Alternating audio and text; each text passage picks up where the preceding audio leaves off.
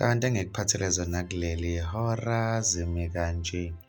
Kumjabulisile umqeqeshi we-Orlando Pirates uRose Riverio ukubona ezakhe ziqhubeka nomgqiqo wazo omuhle kwi-Betway Premiership ngesikhathi ziguqisa iSupersport United ngamagoli 2-0 emdlalweni obuse-Orlando Stadium ngoLwesibili ebusuku.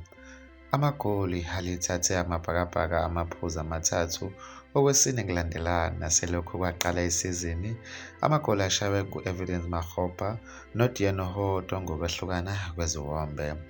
Iqembu likaRiverio liphinde lazibeka esicongweni kwi-league ngamaphuzu awu-12 kanti iSupersport yona isendaweni ka-13 ngamaphuzu 4 emidlalweni emihlane. Ezimnyama zingene zishesha ziyikweletisa iSupersport. UMakgopa ulibeke enethini ngomzuzu wesibili ngemuva kokuthola ibhola elide beliqhamuka emuva kukaThabiso Sesane. Ziqhubekile nokufaka ingcindezi emzuzwini elandelayo ngamashoti abeqhamuka kuMakgopa noRelebohile Mofokeng aphume eceleni naphezu kwepali. Mbukelikiwe ekhefini zisahamba phambili ezimnyama ngegoli elilodwa eqandeni. Ligcine liqhamukile igoli lesibili ngesikhathi esingezwa ngunompempe ngeshoti elihle elidonswe nguDiano Hoto engaphandle kwebhokisi. Umqeqeshi we-Orlando Pirates uthe bekusemqoka ukuthi bebuye namaphuzu aphelele kulandela umdlalo wangempelasonto ongahambanga kahle.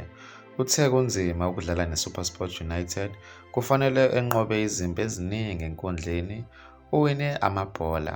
Uthe kuhle ukunqoba imidlalo emine ilandelana, kodwa kufanele beqhubeke esho kanje umqeqeshi kwiSupersport ngemuva komdlalo.